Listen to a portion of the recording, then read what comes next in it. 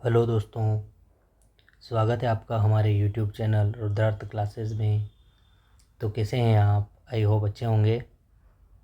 दोस्तों, आज के वीडियो में हम बात करने वाले हैं जीव विज्ञान के बहुत ही महत्वपूर्ण टॉपिक सेल बायोलॉजी के बारे में, जिससे आपकी आगामी भर्ती परीक्षा 3rd ग्रेड में, जो कि जनवरी में आयोजित होने वाली है, कम से कम 2 और ज़्यादा से ज़्यादा 3 से 4 क्वेश्चन भी इस टॉपिक से आपको देखने को मिल सकते हैं। तो आज कंप्लीट इस टॉपिक के बारे में पढ़ेंगे। तो बात करते हैं सेल बायोलॉजी के बारे में। आपने 2 शब्द सुने होंगे, सेल बायोलॉजी और साइटोलॉजी। दोनों ही अलग अलग होते हैं। सेल बायोलॉजी क्या होता है और साइटोलॉजी क्या होता है? तो जो साइटोलॉजी होता है स्टडी ऑफ सेल। इसे आप स्टडी ऑफ सेल या स्टडी ऑफ सेलुलर स्ट्रक्चर, या जिसे अगर हिंदी में बोले तो कोशिकीय संरचनाओं का अध्ययन साइटोलॉजी कहलाता है, जबकि कोशिकीय संरचना और उसके कार्यों का अध्ययन सेल बायोलॉजी कहलाता है। अब जानते हैं कि सेल क्या होती है। तो जो सेल होती है, जिसे हिंदी में कोशिका कहते हैं, ये जीव के शरीर का निर्माण करने वाली सबसे छोटी संरचनात्मक एवं क्रियात्मक इकाई होती है, जिसे कोशिका कहते हैं। किस प्रकार से, आइए समझते हैं। शरीर का निर्माण करने वाली सबसे छोटी संरचनात्मक एवं क्रियात्मक इकाई को कोशिका कहा है। तो देखते हैं किस प्रकार से सबसे छोटी इकाई है यह सेल, जिसे कोशिका कहते हैं। मिलकर किसका निर्माण करती है? टिश्यू का निर्माण करती है, या जिसे उत्तक कहते हैं, का निर्माण करती है। क्या सभी सेल्स मिलकर टिश्यू का निर्माण करती है? नहीं। इसमें आप देखेंगे कि जो सेल स्ट्रक्चर,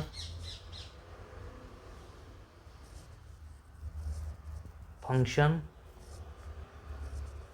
एंड ओरिजिन, यानी कि संरचना, कार्य और उत्पत्ति, इन तीनों में जो समान होती है, स्ट्रक्चर एवं फंक्शन में समान न हो ये ज़रूरी नहीं है, लेकिन ओरिजिन में हमेशा समान रहने वाली सेल ही टिश्यू का निर्माण करेगी। तो ऐसी कोशिका जो स्ट्रक्चर, फंक्शन एंड ओरिजिन में समान होती है, मिलकर किसका निर्माण करती है? टिश्यू का निर्माण करती है, या उत्तक का निर्माण करती है। ये उत्तक मिलकर ऑर्गन का निर्माण करते हैं। ऑर्गन, या जिसे अंग कहते हैं, का निर्माण करती है। ऑर्गन मिलकर ऑर्गन सिस्टम का निर्माण करते हैं, या जिसे अंग तंत्र कहा जाता है। और ऑर्गन सिस्टम मिलकर कंप्लीट बॉडी का निर्माण करते हैं। तो वही चीज़ जो हमने इधर पढ़ी थी कि जीव के शरीर का निर्माण करने वाली सबसे छोटी संरचनात्मक एवं क्रियात्मक इकाई कोशिका कहलाती है। तो जो सबसे छोटी इकाई है कोशिका है, मिलकर टिश्यू का निर्माण करेगी या उत्तक का निर्माण करेगी। उत्तक मिलकर अंग का निर्माण करेंगे, अंग तंत्र का निर्माण करेंगे, और अंग तंत्र मिलकर एक कंप्लीट बॉडी का निर्माण करेंगे। नेक्स्ट पढ़ेंगे सेल। क्या होती है सेल? तो सेल की डेफिनेशन हमने पहले देखी थी, अब देखेंगे इसकी खोज किसने की थी। तो सेल की खोज की थी रॉबर्ट हुक ने की थी 1665 में, और रॉबर्ट हुक ने इसे कॉर्क, या जिसे काग भी कहते हैं, या इसे एक नया नाम है फेलम, इसमें खोजा था। तो जो कॉर्क होता है ये एक मृत कोशिका होती है, और इस पर सुबेरिन का जमाव होता है, और जिस पर सुबेरिन का जमाव होता है वो सेल मृत हो जाती है, डेड हो जाती है, जल रोधी हो जाती है, जिसे वाटर प्रूफ बोल सकते हैं। वाटर प्रूफ हो जाती है और वायुरोधी या जिसे एयर प्रूफ कह सकते हैं वो हो जाती है। रॉबर्ट हुक ने कोशिका को सबसे पहले सेलुली कहा था और बाद में इसे सेल कहा था। और सबसे इम्पोर्टेंट यहाँ से क्वेश्चन अगर पूछेगा तो इसकी बुक के बारे में क्वेश्चन हमेशा पूछते हैं कि रॉबर्ट हुक की कौन सी बुक थी, तो ये इम्पोर्टेंट है, याद रखनी है आपको। माइक्रोग्राफिया इसकी पुस्तक थी, ये चीज़ आपको याद रखनी है। अब देखेंगे कुछ नोट देखेंगे। सर्वप्रथम जंतुओं में जीवित कोशिका को किसने देखा था? ये तो देखा था मृत कोशिका। मृत कोशिका को सर्वप्रथम रॉबर्ट हुक ने खोजा था और जंतुओं में जीवित कोशिका को सर्वप्रथम ल्यूवेनहॉक ने देखा था। और ल्यूवेनहॉक ने इस जीवित कोशिका को एनिमल क्यूले नाम दिया था और इसी ल्यूवेनहॉक ने सर्वप्रथम बैक्टीरिया, स्पर्म और प्रोटोजोआ को भी खोजा था। पादपों में जीवित कोशिका की खोज किसने की? तो पादपों में जो जीवित कोशिका की खोज हो जाएगी वो एनग्रू और मेलपिगी ने की थी। और इन्होंने पादपों में जीवित कोशिका का नाम दिया था यूट्रिकल और ब्लेडर नाम दिया था। ये बहुत इंपॉर्टेंट है, एग्ज़ाम में पूछ सकते हैं। अगर एग्जामिनर ने पेपर टफ बनाया, हार्ड पेपर बनाया, यदि लेवल के क्वेश्चन दिए तो इस टाइप के क्वेश्चन आपको देखने को ज़रूर मिलेंगे। तो ये बहुत इंपॉर्टेंट चीज़ें हैं, याद रखें इनको। नेक्स्ट देखेंगे, रुडोल्फ विर्चो के अनुसार ओमनी सेलुला और सेलुला अर्थात नई कोशिकाओं की उत्पत्ति पूर्ववर्ती कोशिकाओं से होती है। ये बहुत ही इम्पोर्टेंट लाइन है, आपको डायरेक्ट सीधा एग्ज़ाम में प्रश्न पूछा जाएगा कि नई कोशिकाओं की उत्पत्ति पूर्ववर्ती कोशिकाओं से होती है। ये कथन किसका है? नई कोशिकाओं की उत्पत्ति पूर्ववर्ती कोशिकाओं से होती है, ये कथन किसका है? तो इसका जवाब देना है आपको, रुडोल्फ विर्चो का कथन है। या इसकी जगह ये पूछ लेंगे ओमनी सेलुला ई सेलुला किसने बताया था? तो रुडोल्फ विर्चो ने बताया था। अब देखेंगे कोशिका सिद्धांत या सेल थ्योरी। 1838-39 में स्लीडन एवं श्वान ने दी थी। स्लीडन थे ये बॉटनिस्ट थे और श्वान थे वो जूलॉजिस्ट थे। इन्होंने इस सिद्धांत में बताया कि सेल के अंदर डीएनए होता है और डीएनए के अंदर जीन होता है और जीन के अंदर क्रोमोसोम होता है। जो डीएनए होता है वो आनुवांशिक पदार्थ होता है। यहाँ से बिल्कुल डायरेक्ट सीधा क्वेश्चन एग्जाम में आपको देखने को मिलेगा कि आनुवांशिक पदार्थ कौन सा होता है, तो डीएनए होता है। या पूछेंगे आनुवांशिक इकाई कौन सी होती है, तो वो जीन होती है। और आनुवांशिक वाहक होते हैं वो क्रोमोसोम होते हैं। और एक सेल में 46 क्रोमोसोम होते हैं। अब नेक्स्ट पढ़ेंगे आधुनिक कोशिका सिद्धांत के अपवाद।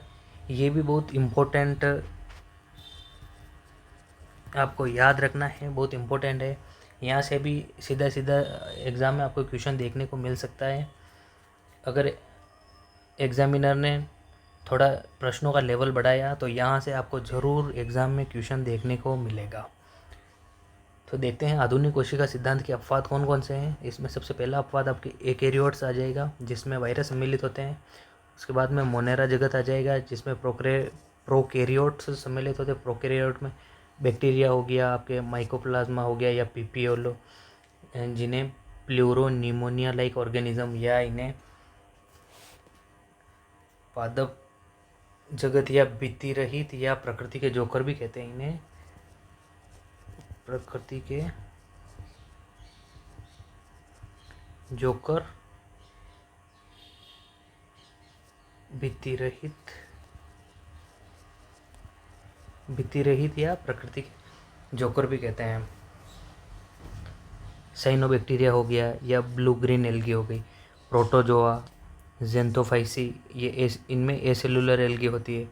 और फाइकोमाइसिटीज में सेल वॉल एब्सेंट होती है। ये कुछ अपवाद थे आधुनिक कोशिका सिद्धांत के, आपको याद रखने हैं। सीधा डायरेक्ट एग्जाम में क्वेश्चन पूछा जाता है इनसे। नेक्स्ट कुछ नोट है, महत्वपूर्ण नोट, ये भी बहुत इम्पोर्टेंट है। यहाँ से भी हर बार एग्ज़ाम में प्रश्न पूछा जाता है। सबसे छोटी या स्मॉलेस्ट सेल कौन सी? तो तो वो है माइकोप्लाज्मा गैलीसेप्टिकम, सबसे छोटी। सबसे बड़ी या बिगेस्ट सेल है ऑस्ट्रिच सेल या एग, ऑस्ट्रिच एग, या जिसे शुतुरमुर्ग का अंडा भी कहते हैं।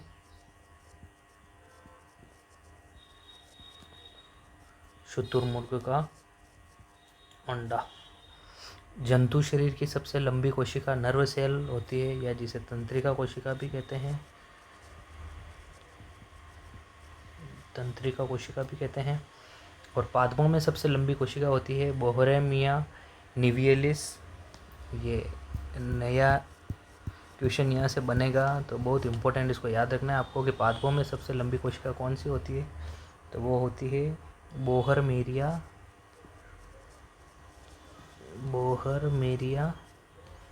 निवियलिस।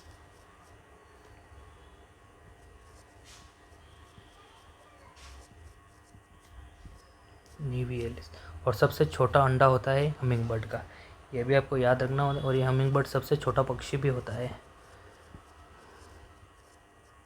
सबसे छोटा पक्षी भी हमिंग बर्ड ही होता है। क्यूबा देश में पाया जाता है और इन्हें सनबर्ड या प्राकृतिक हेलीकॉप्टर भी कहते हैं।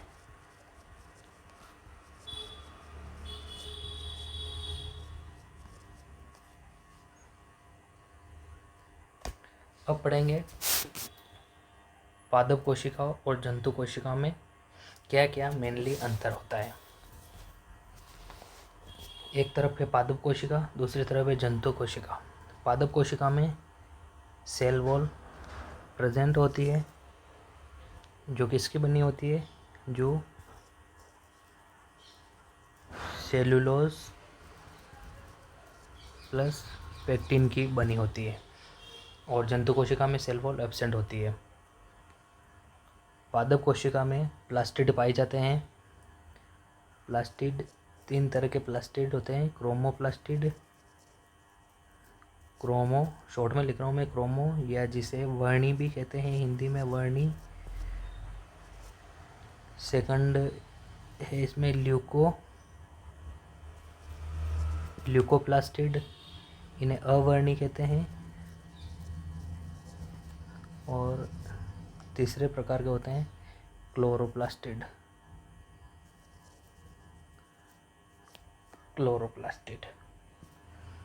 तो पादप कोशिका में प्लास्टिड पाए जाते हैं, जबकि जंतु कोशिका में प्लास्टिड एब्सेंट होते हैं।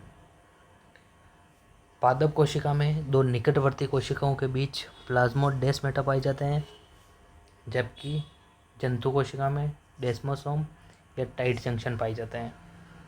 सबसे इम्पोर्टेंट यहाँ से पिछली बार भी एग्ज़ाम में प्रश्न पूछा था कि पादप कोशिकाओं में भोजन का संग्रह किस रूप में होता है, तो वो स्टार्च के रूप में होता है, जबकि जंतु कोशिका में संग्रहित भोजन का जो रूप होता है वो ग्लाइकोजन के रूप में भोजन का संग्रह होता है। पादप कोशिका में माइक्रोविलाई एब्सेंट होते हैं, जबकि जंतु कोशिका में माइक्रोविलाई प्रेजेंट होते हैं। ये सर्वाधिक माइक्रोविलाई होते हैं, सबसे ज़्यादा छोटी आंत में पाए जाते हैं, सबसे ज़्यादा छोटी आंत में पाए जाते हैं। और इनका काम होता है सरफेस एरिया को बढ़ाना, बढ़ाने का काम करते हैं माइक्रोविलाई। पादप कोशिका में वैक्यूल या रिक्तिका बड़ी होती है और विकसित होती है, जबकि जंतु कोशिका में वैक्यूल एब्सेंट होती है, या फिर कह सकते हैं कि कम विकसित होती है। पादप कोशिका में गोल्जी बॉडी बिखरी रहती है, जिसे डिक्टियोसोम कहते हैं। जिसे क्या कहते हैं, डिक्टियोसोम कहते हैं। जबकि जंतु कोशिका में गोल्जी बॉडी सुव्यवस्थित होती है, जिसे गोल्जी कॉम्प्लेक्स कहते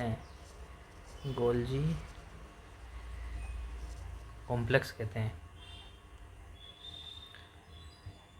पादप कोशिका में साइटोप्लाज्मिक डिवीजन या जिसे कोशिका द्रव्य विभाजन कहते हैं, ये सेल प्लेट फॉर्मेशन मेथड से होता है या कोशिका पट्टी निर्माण विधि से होता है। जबकि जंतु कोशिका में साइटोप्लाज्मिक डिवीजन संकुचन व खांच निर्माण विधि से होता है। तो ये था जंतु कोशिका और पादप कोशिका में अंतर, आपको याद रखना है। यहाँ से आपको सीधा क्वेश्चन एग्जाम में देखने को मिलेगा। नेक्स्ट पढ़ेंगे difference between prokaryotes and eukaryotes. Prokaryotes जिन्हें हिंदी में कहते हैं असीम केंद्री,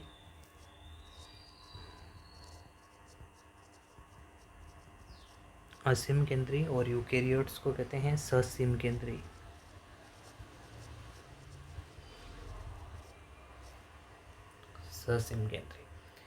इनमें क्या अंतर होता है इनमें? तो जो प्रोकैरियोट्स होते हैं उनकी साइज़ छोटी होती है, 0.1 माइक्रो तक। एग्जाम्पल के तौर में इसमें माइकोप्लाज्मा आते हैं, बैक्टीरिया, साइनोबैक्टीरिया और ब्लू ग्रीन एल्गी, इनको सम्मिलित किया जाता है।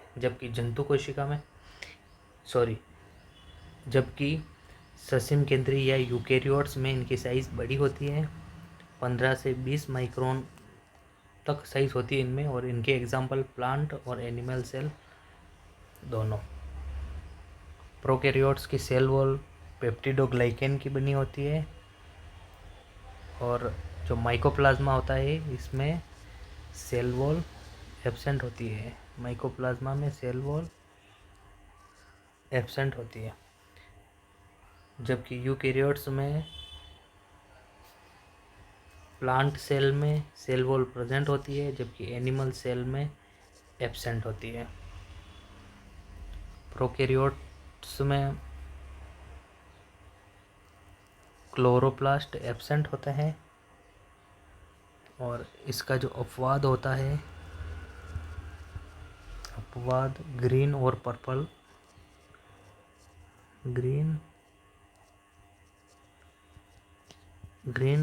पर्पल बैक्टीरिया जो होते हैं उनमें बैक्टीरियो क्लोरोफिल और बैक्टीरियो पाइरिडिन पिगमेंट पाए जाते हैं। तो ये ग्रीन और पर्पल बैक्टीरिया इसके अपवाद हो गए, और प्लांट सेल में ये प्रेजेंट होते हैं यूकैरियोट्स में।